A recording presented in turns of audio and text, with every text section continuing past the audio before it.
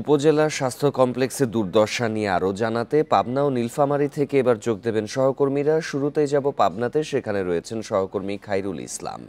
খায়রুল, এই স্বাস্থ্য কমপ্লেক্সে যে বেডের তুলনায় রোগীর সংখ্যা অনেক বেশি পাবনাতে দেখা যাচ্ছে, কি কি ধরনের দুর্ভোগ পোহাচ্ছেন রোগীরা? নতুন কোনো নিয়োগ বিজ্ঞপ্তি দেয়া হয়েছে কি? এই ঈদে জামা জুতো অ্যাক্সেসরিজের ডিসকাউন্ট। আসলে আমি যে হাসপাতালে এখন অবস্থান করছি এটাও কিন্তু 33 শয্যা একটি হাসপাতাল। এখানে কিন্তু যেখানে রোগী থাকার কথা কিন্তু বেডে 33 জন, সেখানে কিন্তু এর অনেক অধিক কিন্তু রোগী এখানে ভর্তি রয়েছেন। পাশাপাশি প্রতিদিন কিন্তু এখানে অসংখ্য মানুষ কিন্তু চিকিৎসা নিতে আসেন, কিন্তু অনেকেই আবার চিকিৎসা না পেয়ে কিন্তু তারা ফিরে যাচ্ছেন। অনেকেই আবার বিভিন্ন ক্লিনিক কিন্তু চিকিৎসা নিচ্ছেন। সবচেয়ে বড় বিষয় হলো, আমি যে বিষয়টা নিয়ে আপনাদের তুলে ধরতে চাই সেটা হচ্ছে পাবনার বেড়া হাসপাতাল নিয়ে আমরা কাজ করেছিলাম। সেখানে কিন্তু যে হাসপাতালে 16 জন চিকিৎসক থাকার কথা ছিল, সেখানে কিন্তু গত 2 সপ্তাহ আগে 3 জন চিকিৎসক দিয়ে 16 জনের চিকিৎসার কাজ কিন্তু সারতে হয়েছিল।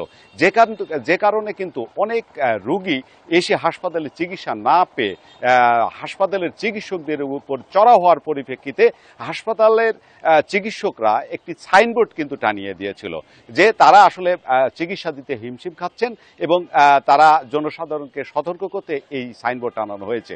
এর পরিপ্রেক্ষিতে কিন্তু এটি ফেসবুকে ভাইরাল হওয়ার পরেই ঊর্ধ্বতন কর্তৃপক্ষ সেখানে কিন্তু আরো 3 জন চিকিৎসক নিয়োগ দিয়েছেন। সেই বেড়া হাসপাতালে কিন্তু 16 জন চিকিৎসকের বিপরীতে সেখানে কিন্তু 6 জন চিকিৎসক দিয়ে একটি 50 শয্যা হাসপাতালের চিকিৎসা সেবা চলছে। সবচেয়ে বড় বিষয় হলো সেখানে 50 শয্যা হাসপাতালের এটি হাসপাতালে সেখান থেকে 100-র উপরে রোগী কিন্তু সবসময় ভর্তি থাকেন। এই 6 জন চিকিৎসক দিয়ে কিন্তু একটি বড় হাসপাতাল চালানো সম্ভব হয় না বলে সেখানকার চিকিৎসক দ্বারা আমাদেরকে জানিয়েছেন।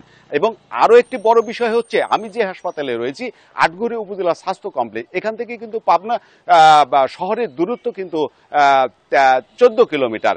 সহজেই কিন্তু এই উপজেলার মানুষ কিন্তু সদরে গিয়ে চিকিৎসা নিতে পারেন, কিন্তু বেড়া হাসপাতাল থেকে কিন্তু পাবনা জেনারেল হাসপাতালে আসতে কিন্তু 60 কিলোমিটার অতিক্রম করতে হয়। যে কারণে প্রত্যন্ত এলাকার হাসপাতালগুলোর মানুষ কিন্তু এই চিকিৎসা নিতে কিন্তু তারা চরমভাবে হিমশিম খাচ্ছে। এই ছিল আমার কাছে আসলে পাবনার স্বাস্থ্য সেবার সর্বশেষ। খায়রুল আমাদের সাথেই থাকবেন। এবারে নীলফামারীর পরিস্থিতি জানাতে যোগ দেবেন সহকর্মী আরফিনুল ইসলাম। আরফিনুল, উপজেলা স্বাস্থ্য কমপ্লেক্সে দেখা যাচ্ছে যে 53% চিকিৎসক পদই খালি থাকছে, তো নীলফামারীতে এর প্রভাব কেমন পড়েছে? জি, আপনি যেমনটা বলছিলেন, সারা দেশের ন্যায় আমাদের নীলফামারী জেলায় মোট 6টি উপজেলা স্বাস্থ্য কমপ্লেক্স রয়েছে। তো এই 6টি উপজেলা স্বাস্থ্য কমপ্লেক্সের মধ্যে 4টির চিকিৎসা সেবার বেহাল দশা আমরা লক্ষ্য করছি। আমরা কয়েকদিন ধরে বিভিন্ন হাসপাতালগুলোতে গিয়েছি, ডক্টর, চিকিৎসক এবং এখানে আসা রোগীদের সাথে আমরা কথা বলেছি। তো আমরা যেটা জানতে পেরেছি, চিকিৎসক সংকটের কারণে চিকিৎসা সেবা ব্যাহত হচ্ছে বলে চিকিৎসকরা আমাদেরকে জানিয়েছে। পাশাপাশি আমি যদি এই হাসপাতালগুলোর একটা চিত্র আপনাদের সামনে তুলে ধরার চেষ্টা করি, তাহলে এখানে আমরা দেখতে পাচ্ছি যে নীলফামারী জেলায় যে 4টি উপজেলা স্বাস্থ্য কমপ্লেক্সের কথা আমি এই মুহূর্তে বলতে চাই, ডোমার উপজেলায় 32 জন চিকিৎসকের পদ রয়েছে, যেখানে চিকিৎসক রয়েছে মাত্র 4 জন। অপরদিকে ডিমলা উপজেলায় 32 জন চিকিৎসকের বিপরীতে চিকিৎসক কর্মরত রয়েছেন 6 জন। জলঢাকা উপজেলায় 33 জন চিকিৎসকের পদ রয়েছে, যেখানে কর্মরত রয়েছেন মাত্র 3 জন চিকিৎসক। কিশোরগঞ্জ উপজেলারও একই অবস্থা, এখানে 31 জন চিকিৎসকের পদ রয়েছেন এবং কাজ করছেন 11 জন চিকিৎসক। নীলফামারী পুরো জেলায় প্রতিটি উপজেলায় প্রায় 15 থেকে 20 লাখ মানুষ বাস করে, এবং এই হাসপাতাল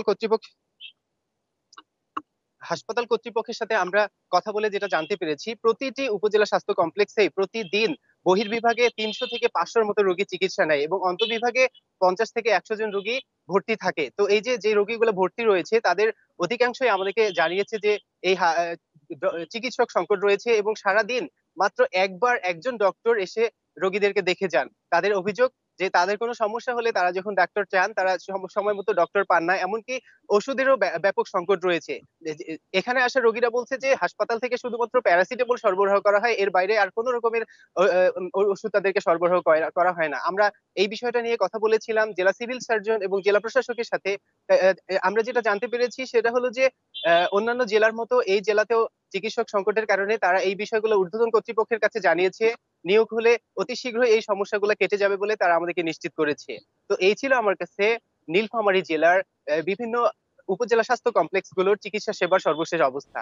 উপজেলা স্বাস্থ্য কমপ্লেক্সে চিকিৎসার বেহাল দশার বিষয়ে নীলফামারী ও পাবনা থেকে জানাচ্ছিলেন সহকর্মীরা।